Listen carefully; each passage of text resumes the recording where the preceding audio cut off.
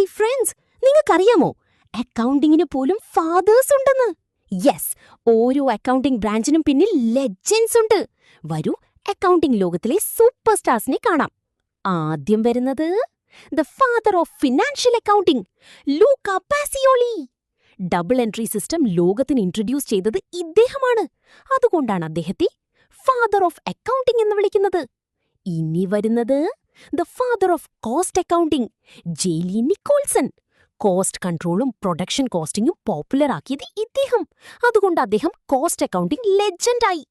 അടുത്തത് the father of management accounting, Robert N Anthony. Planning, decision making, control, management അക്കൗണ്ടിംഗിനെ powerful ആക്കിയത് ഇദ്ദേഹം. ഇനി ടാക്സേഷനിലേക്ക് പോകാം. ഫാദർ ഓഫ് ടാക്സേഷൻ എന്ന് പലരും വിളിക്കുന്നത് Adam Smith. Tax principles explain ചെയ്തത് അദ്ദേഹത്തിന്റെ ഫേമസ് ഐഡിയാസ് ആയിരുന്നു. ഇനി auditing, the father of auditing, Lawrence R Dicksee. Auditing method systematic ആക്കിയത് ഇദ്ദേഹമാണ്. അതുകൊണ്ട് ഓഡിറ്റിംഗ് വേൾഡിൽ വലിയ പേര്. ഇനി modern accounting, the father of modern accounting, again Luca Pacioli.